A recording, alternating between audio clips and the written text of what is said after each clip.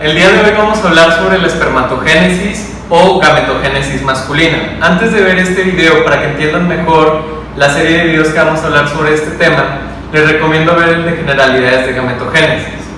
Ahora sí, una vez que iniciamos con este tema, hay que empezar a hablar y definir qué es la espermatogénesis. La espermatogénesis es la formación de los espermatozoides que son el gameto maduro del hombre, el cual ya está listo para ir a fecundar. La espermatogénesis o gametogénesis masculina comienza desde que nosotros tenemos al gonocito del hombre, que como lo mencionamos en un video pasado es la espermatogonia, como aquí pueden verlo arriba. Entonces, si les llegan a preguntar desde cuándo comienza la espermatogénesis, desde que nosotros tenemos las espermatogonias y vemos cómo estas van a ir madurando poco a poco hasta que yo tengo un espermatozoide que ya está listo para salir del cuerpo del hombre e ir a fecundar y crear un nuevo ser. La espermatogénesis nosotros podemos dividirla dependiendo de la literatura que ustedes estén viendo o cómo lo manejen en sus escuelas. Podemos dividirla en varias fases. Por ejemplo, en esta imagen que tenemos aquí, vemos cómo dividen a toda la espermatogénesis en dos. La primera parte es la espermatocitogénesis, que la espermatocitogénesis es la formación, como dice su nombre, la formación de espermatocitos. Y va desde espermatogonia hasta que yo ya tengo el último espermatocito, el espermatocito secundario. Y la segunda parte en esta imagen de la espermatogénesis o gametogénesis masculina es la espermiogénesis, cuando nosotros ya tenemos espermátides, que son células que ya en cuanto a su ADN, en cuanto a sus cromosomas ya están listas, pero todavía no tienen la forma suficiente. Vemos como nosotros estas espermátides sufren una serie de cambios, como por ejemplo la formación de la cola, la formación del acrosoma, la formación de la cabeza, que se retira mucha parte del citoplasma en esa célula. Toda esa serie de cambios de espermátide a espermatozoide se le llama espermiogénesis. En mi facultad nosotros dividimos a toda esta espermatogénesis en tres fases, que aquí las podemos ver. La primera fase es la fase proliferativa. La fase proliferativa es cuando nosotros nos dedicamos a hacer mucha mitosis, mucha división celular convencional. Esta mitosis es básicamente en las espermatogonias. La fase proliferativa que yo veo en mi facultad iría desde espermatogonia tipo A a espermatogonia tipo B, en donde la espermatogonia tipo A hace muchas mitosis de manera infinita, así es como la llamamos nosotros, porque esta espermatogonia funciona como una célula madre, en la cual al hacer una mitosis, como aquí lo podemos observar, una célula va a ir a seguir madurando, a seguir su camino, y la otra se va a permanecer. Y esta a su vez va a ser una sola célula y otra va a permanecer como espermatogonia tipo A. Por eso yo les menciono que es como si fuera una célula madre, en donde siempre vamos a tener un reservorio de más células, más células, más células, más espermatogonias. ¿Okay? Esa es la fase proliferativa. La fase meiótica es cuando nosotros ya nos dedicamos a reducir el material genético, a que esos 46 cromosomas que tenemos en las espermatogonias ya se hagan solamente 23 cromosomas simples, solos, sin replicar nada. Y pues la fase meiótica, como lo podemos ver aquí, va desde espermatocito primario, que es el que hace meiosis 1, se divide, forma dos espermatocitos secundarios. Esos dos espermatocitos secundarios, cada uno hace meiosis 2, y al final tenemos 4 espermátides. Entonces, desde espermatocito primario hasta espermátides sería la fase meiótica. Y la fase posmeiótica coincidiría aquí en esta imagen con la espermiogénesis. De hecho, nosotros lo vemos igual como fase posmeiótica o espermiogénesis. Ahora, una vez que ya entendieron más o menos cómo se divide este rollo, quiero que sepan que toda la espermatogénesis dura un total aproximadamente de 2 meses. Si somos más específicos, unos 64 días. Entonces, si el día de hoy, vamos a suponer que hoy es 1 de enero, si hoy 1 de enero yo tengo una espermatogonia y ya tengo el ambiente hormonal adecuado para empezar a crear espermatozoides, hasta el 1 de marzo, pasado los 60 días, yo ya podría tener un espermatozoide que ya puede irse al epididymo a madurar y después salir de mi cuerpo. ¿Okay? ¿Dónde ocurre esta espermatogénesis? Ya lo habíamos mencionado en la clase pasada, dentro de la gónada masculina, que es el testículo. Pero el testículo, dentro de él, existen una serie de túbulos. Estos túbulos son los túbulos seminíferos. De hecho, aquí en esta imagen, en este dibujo que pueden ver, que lo hizo mi hermano, por cierto, en este dibujo nosotros podemos observar cómo se vería al microscopio un túbulo seminífero.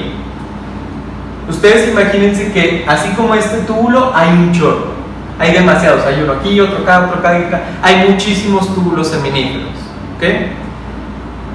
Vamos a estudiar los túbulos seminíferos a detalle. Después les voy a explicar un poquito mejor la división celular y cositas que pasan, pero eso ya se lo saben más o menos. Y en los siguientes videos ya vamos a hablar del hormonal, de la espermiogénesis a detalle y de algunas anomalías que podemos tener en la espermatogénesis. Bien, si podemos observar este túbulo seminífero, nosotros vamos a ver que todos los túbulos seminíferos, como lo dice su nombre, túbulos o conductos seminíferos, estos poseen luz. Y aquí hay una cosa muy importante que después ustedes pueden leer y no entender. Hay que diferenciar cordón de túbulo, ¿ok? Un cordón es una estructura cilíndrica, que cuando nosotros la partimos para poder observar, esta no tiene luz.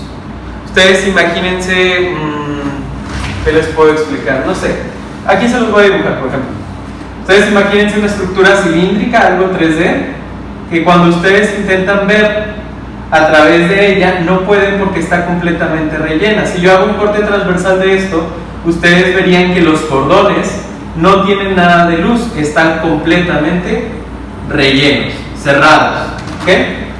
Eso es un cordón. Mientras que un túbulo, yo sí puedo observar la luz. Yo sí puedo ver, por ejemplo, aquí, esto sería, a lo mejor todo esto está relleno, que de hecho esta sería la representación gráfica de un túbulo seminífero, pero yo veo que aquí tiene luz, y si yo lo corto, yo voy a observar que tiene luz, pero que todo lo demás sí está completamente relleno. ¿Ok? Esto es un túbulo, repito, es un conducto cilíndrico, es una estructura cilíndrica que tiene luz, y un cordón es una estructura cilíndrica que no tiene luz. Esto es muy importante porque los túbulos seminíferos, como dice su nombre, tienen luz. Pero antes de ser túbulos seminíferos eran cordones seminíferos, cordones medulares, así es como lo van a encontrar en la literatura. Nosotros llegamos a la pubertad y en la pubertad estos cordones seminíferos adquieren luz y una vez que tienen luz ya empieza ahora sí toda la espermatogénesis. Ya empiezan a madurar las espermatogonias, se convierten en espermatogonias tipo B, espermatocitos, bla, bla, bla, que aquí lo podemos observar. Ahora, nosotros observamos la mitad de este túbulo, obviamente aquí estaría la otra mitad. ¿Cuáles son las partes de este túbulo seminífero? Para empezar, como todo túbulo que es, nosotros observamos que aquí en la base tenemos una membrana que sujeta todas las células. De hecho, eso lo van a observar siempre. A esta pequeña membrana se le llama membrana basal.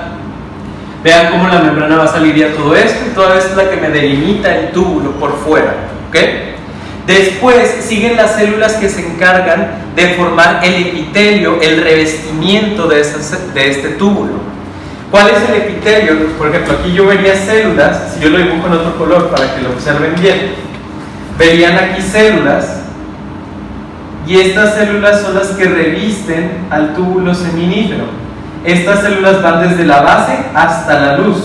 Estas células que están viendo aquí son estas grandotas que están aquí representadas de rojo, que observen cómo van desde la base, se extienden y llegan hasta la luz.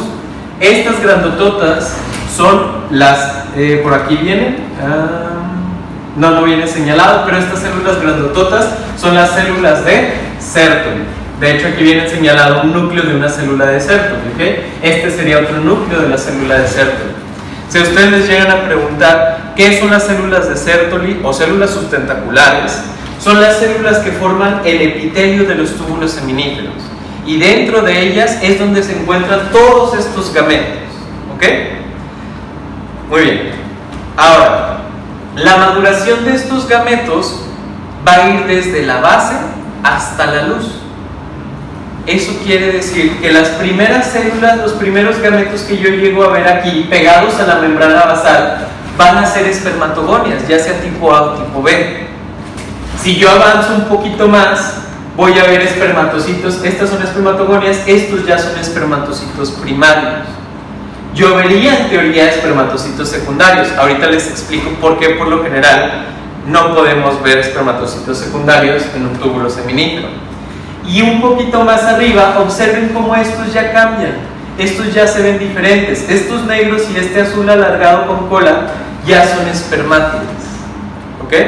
Entonces observen cómo va madurando, cómo va ocurriendo toda esa espermatogénesis desde la base hacia la luz.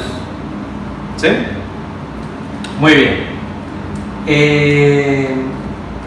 Este túbulo seminífero yo lo voy a dividir en dos compartimentos, en dos espacios. Un compartimento que está pegado a la membrana basal y yo por eso lo llamo compartimento basal. ¿Ok? La base. Que en el compartimento basal es donde inicia específicamente la espermatogénesis. Ahí inicia. ¿Y con qué inicia? Con todas las espermatogonias. Ya sea que están haciendo más espermatogonias o que están proliferando para empezar a hacer un chorro de espermatocitos primarios.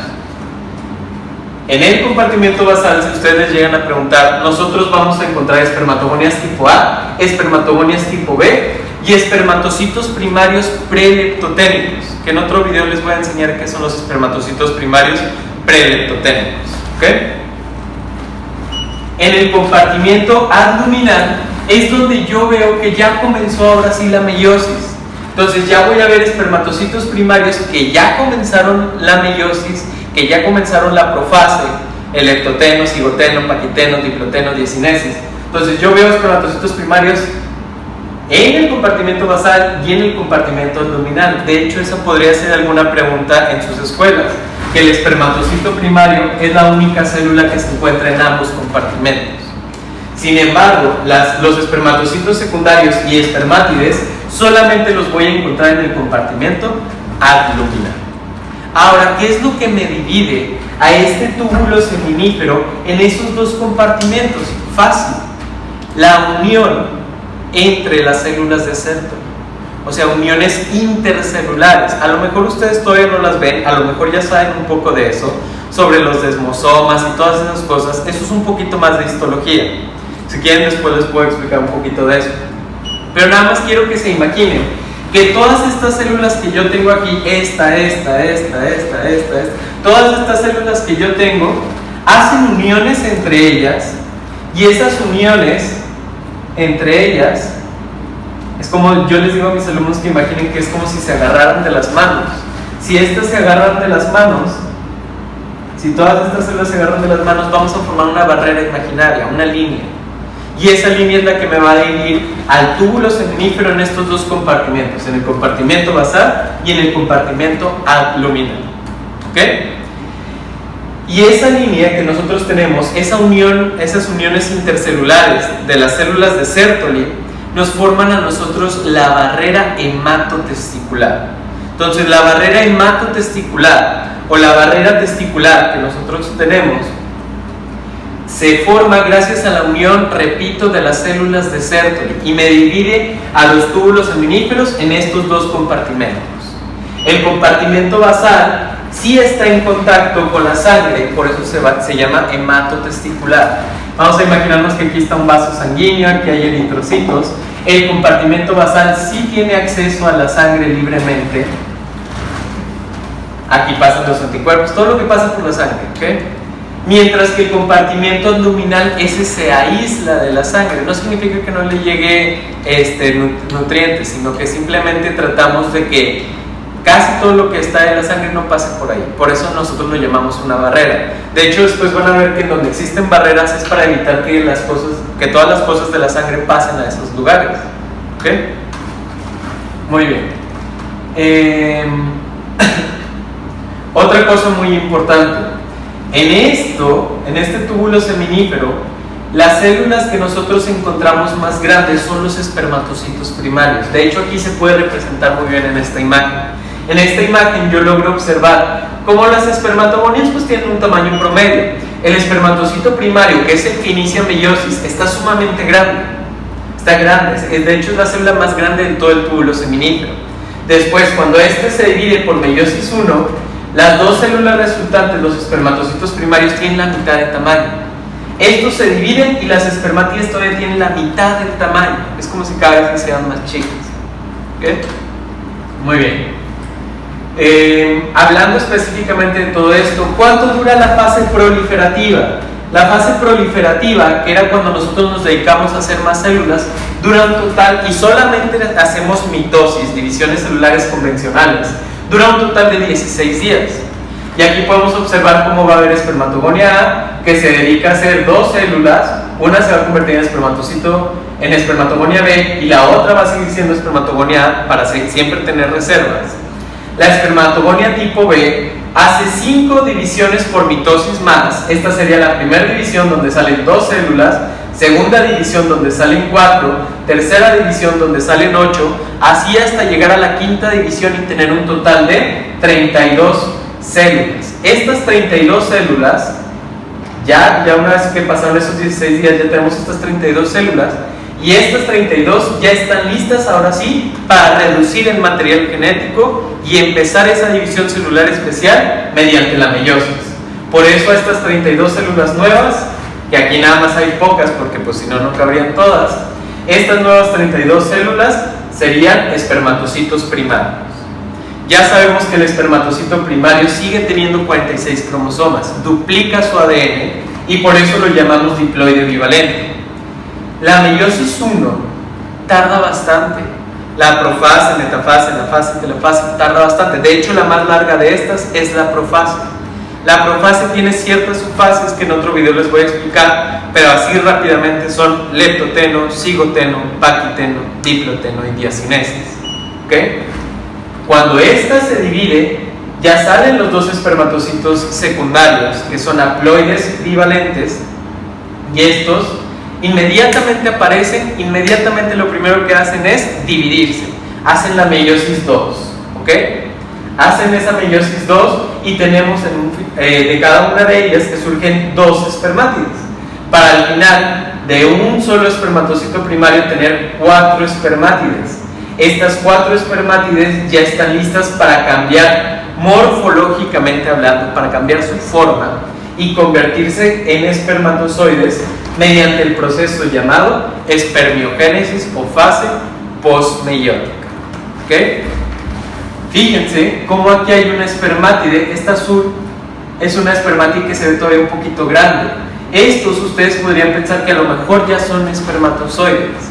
Y quiero decirles que mientras sigamos en los túbulos seminíferos, aunque ya estemos aquí en la luz, estas son espermátides. A lo mejor una es espermátide temprana, estas ya son espermátides tardías o maduras, pero los espermatozoides ya se van a ver inmersos completamente en el túbulo seminífero y estos van a viajar hasta el epidídimo, donde va a terminar su maduración. En el siguiente video les voy a explicar sobre las hormonas. Espero me hayan entendido. Algunos sinónimos probablemente se los pongan en un comentario. Y si tienen alguna duda, no duden en poner ahí un comentario en YouTube y yo se la responderé un tiempo después. Gracias.